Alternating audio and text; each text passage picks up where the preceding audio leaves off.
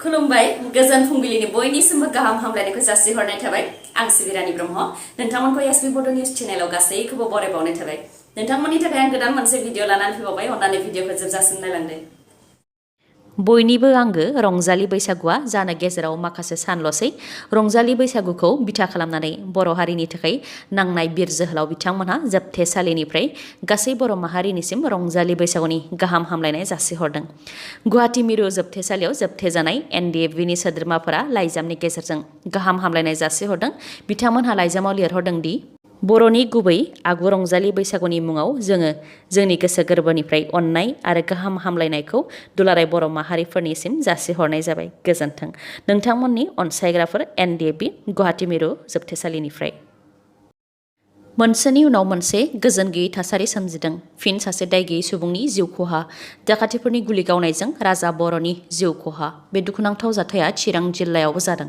चिरां जिल्लानि धालिगाव पुलिस थानानि सिङाव थानाय किसान बाजार खामारपारा गामियाव मनरन्जन नार्जारिनि न'आव दाखाथिफ्रा फैदोंमोन अब्ला समा हरनि 12 रिंगासो जाबायमोन दाखाथि जानाय जाथायखौ मनरन्जन नार्जारि बिथाङा बिबोनां राजा बर'नो खौरां हरनायाव राजा बर'आ दाखाथि जानायखौ होबथानो फैदोंमोन बेयावनो दाखाथिफोरा दाय गैयै राजा बर' 20 बोसोर बैसोनि बिथांखौ गुलि गावनानै थांदों जायजों राजा बर'आ जिउ खोमानो गोनां जादों जाथायखौ खौरां मोननानै मिरु एबसुनिफ्राय खौरां लाहैदों आरो बिथांमोनहा थाबैनो दायनिगिरिखौ हमनांगौनि दाबि दैखांदों दायनिगिरिखौ हमनायजों लोगोसे राजा बर'नि न'खरनो सोरखारा जाहाथे अनसुंथाइ होयो बेनि सायाव दाबि दैखांनानै दिनै चिरां जिल्ला एबसुआ सोमावसारनाय हाबाफारि लादों फरायसा आफादा राजा बर'नि न'आव नुजाथि हैनायनि अनगायैबो प्रमद बर' मन्त्रि उरखावगोरा ब्रह्म आरो एमएलए जयन्त बसुमतारी बिथांमोनहाबो नुजाथिहैदों रुंसारि राजा बर'नि न'आव नुजाथिहैनानै मन्त्रि उरखावगोरा ब्रह्म बिथाङा बुंथिदों दि माबा मोनसे गोहो दं जाय गोजोन गैयै थासारि सोमजिहोनो नाजागासिनो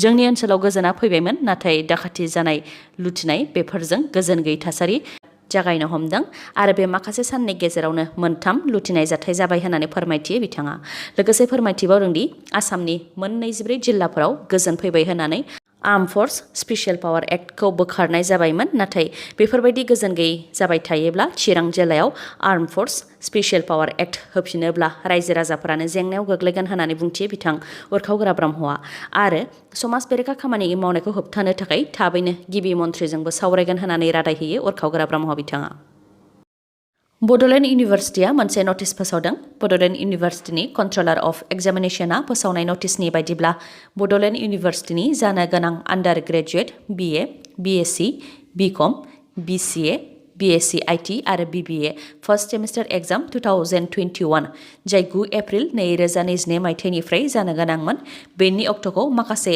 टेकनिकेल जेंनानि थाखाय सोलायनाय जाबाय बेफोर आन्डार ग्रेजुएट कर्सनि रेगुलार एरियार आरो बेटारमेन्ट एग्जाम जाय 9 एप्रिलनिफ्राय जानो गोनांमोन बेखौ सोलायनानै दा एप्रिल 2022 मायथाइनि ब्रैथि सप्तानिफ्राय खुंनाय जासिगोन आरो बेनि डिटेल प्रग्रामखौ आनजादनि सप्तासे सिगां फोसावनाय जागोन होननानै नटिसनि गेजेरजों फोरमायथिदों गावनि फैलोरखौ गावनो फिननाय होदों प्रमद बर'आ बे खोथाखौ बुंथिदों बेरेखा दोलोनि देरहासार बसुमतारीया दासान्दि बिटिसिआव जाबाय थानाय रां बावजा जथुमाखौ लानानै बेरेखा दोलोनि गाहाय देरहासार बसुमतारीनि खौरांगिरि मेल बिटिसि रां बावजा जथुमायाव बेरेखा दोलोनिफ्राय मा सोंथि सोंनाय जादों आरो गोहोआव थानाय सोरखारा मा फिननाय होदों बेखौ फोरमायथिदों बिथां देरहासार बसुमतारीया आरो सोंनाय फिननायनि सायाव रायजो राजाफोरखौ बिजिरनानै नायनो थाखाय खावलायदों देरहासार बसुमतारीया फोरमायथिनाय बायदिब्ला बिटिसि जानायनि सिगां आरो बिटिसि जानायनि उनाव बेसेबां गोलाव पाक्कानि लामा बानायनाय जादों आरो गंबेसे दालां बानायनाय जादों बेनि सायाव बेरेखा दोलोआ सोंथि खालामदोंमोन बेनि सायाव दानि सोरखारा फिननाय होदों दि बिटिसि जानायनि सिगां 238 किल'मिटार 540 मिटार पाक्कानि लामा दंमोन आरो गं 19 दालां दंमोन आरो बिटिसि जानायनि उनाव पिडब्लिउडि बिफाननि गेजेरजों 4469.60 किल'मिटारनि बांसिन गोलाव लामा आरो गं 2990 आरसिसि दालां बानायनाय जादों बेनि अनगायैबो सोलिबाय थानाय सोरखारा मोननै फाइनान्सियेल इयाराव बेसेबां गोलाव लामा बानायखो बेनि सायाव सोंथि खालामनायाव पिडब्लिउडि बिफाननि गेजेरजों 5 किल'मिटार लामा बानायनाय जाबाय होननानै प्रमद बर' बिथाङा फिननाय होदों होननानै फोरमायथिदों 5 किल'मिटार लामा बानायनायखौ चिफ बिथाङा फोरमायनानै गावनिनो डिपार्टमेन्ट PWD आव फेलियर जानायखौ गावनो फोरमायथिनानै लादों होननानै बुंथियो देरहासार बसुमतारी बिथाङा। बेनि अनगायैबो PNRDB फान्डनि EM आरो BTCनि लेङाइ गाहाय गबिन्द बसुमतारीया PMAY बिथांखिनि गेजेरजों फाइनान्सियेल इयार 2021-22 आव गंबेसे न' लुनानै होखो होननानै सोंथि खालामनायाव बिथाङा फिननाय होदों दि गंसेबो न' लुथ'वाखै अदेबानि नट स्टार्टेड येट होननानै लिरनानै होदों होननानै बुंथियो बिथां देरहासार बसुमतारीया। बेनि अनगायैबो वाटार रिसोर्स डिपार्टमेन्टनि गेजेरजों माथावरि खोनाय दै खुरखानायखौ होबथानाय बायदिनि थाखाय आसाम सोरखारा नन प्लान फान्ड होयो। बेनि गेजेरजों 3,44,30,000 रां होबाय, नाथाय BTC सोरखारा होखानाय बे रांखौबो लाबोनो हायाखै आरो बेफोर गासैबो दानि BTC सोरखारानो एसेम्ब्लियाव लिरनानै होनाय बाथ्रा होननानै बुंथियो बिथां देरहासार बसुमतारीया। पुलिसनि एनकाउन्टाराव फिन सानै बर' सुबुंनि जिउ खहा मुङा फारियै महन्त नार्जारी आरो गुबुन सासेनि मुंखौ मोनथ'नाय जायाखै। बे जाथाया चिरां जिल्ला रुनिकाटा पुलिस थानानि सिङाव थानाय खुंग्रिंआव जादों। जाथायखौ लानानै चिरां पुलिसा फोरमायथिनाय बायदिब्ला थांनाय बावैसो सिगां चिरां जिल्लानि आमथेखायाव डाकाति जाथाय जानायजों लोब्बा थानाय सुबुंफोरखौ रुनिकाटा पुलिस थानानि सिङाव थानाय सिदागुरियाव थानायखौ खौरां मोननानै अपारेशन खालामनाय जादोंमोन। बेयावनो हाथियार लानाय सुबुंफोरा न' सिंनिफ्राय पुलिसनि सायाव गुलि गावहरदों, जायजों एडिशनेल SP प्रकाश मेधिनि आखायाव गुलिया नांदों। गुबुन फारसेथिं पुलिसफोरनि गावनायजों हाथियार लानाय सानै सुबुङाबो जिउ खोमानो गोनां जादों आरो माखासेया न'नि उनथिं खारखुमालांनो हादों होननानै फोरमायथिदों। लोगोसे न' सिंनिफ्राय गंनै पिस्तलबो मोननो हादों होननानै फोरमायथिदों। जोखोम जानाय एडिशनेल SP प्रकाश मेधिखौ उनाव मोजां फाहामथायनि थाखाय GMCH देहा फाहामसालियाव दैथायहरनाय जादों होननानै फोरमायथिदों। मख'नो गोनांदि पुलिसनि गुलि गावनायजों जिउ खोमानांनाय सानै बर' सुबुङा NLFVनि सोद्रोमा नंगौना नङा बेयो रोखा नङा, नाथाय डाकाति केसजों लोब्बा दं होननानै फोरमायथिदों पुलिस बिफाना।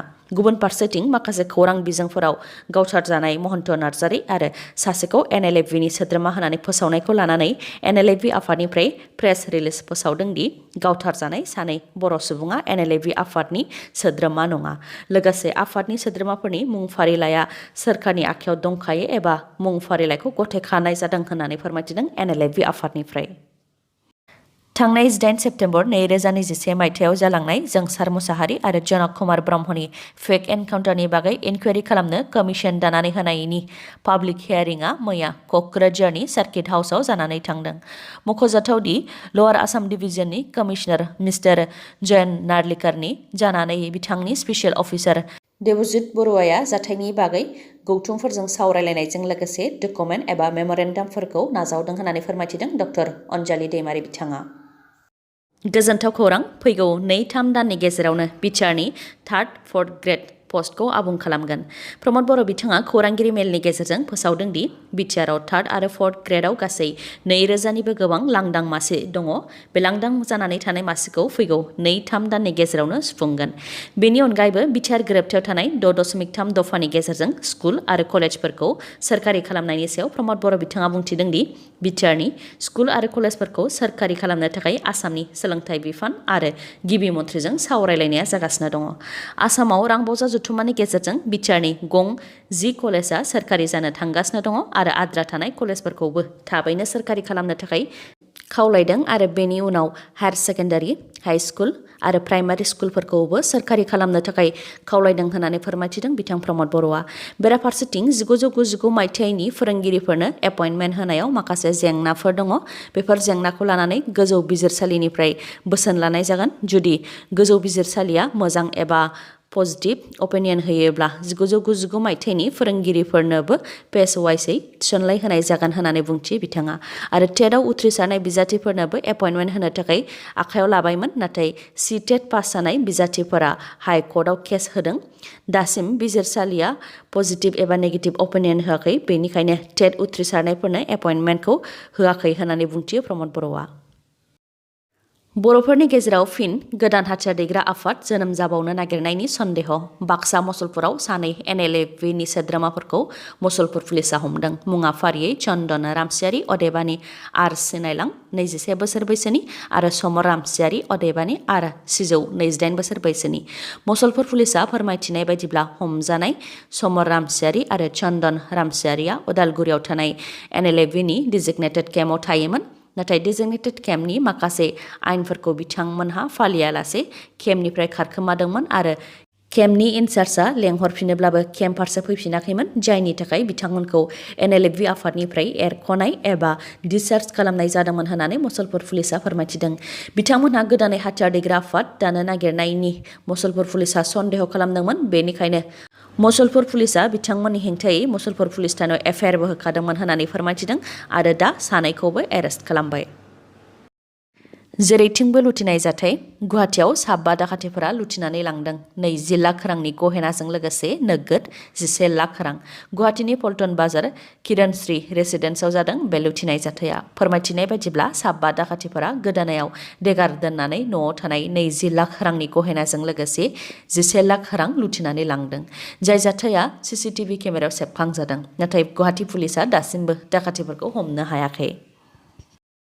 BPF दोलोनि बारग' MLA चन्दि बसुमतारी आरो बारग' EM कृष्टम टुडुआ UPPL दोलोआव हाबदों।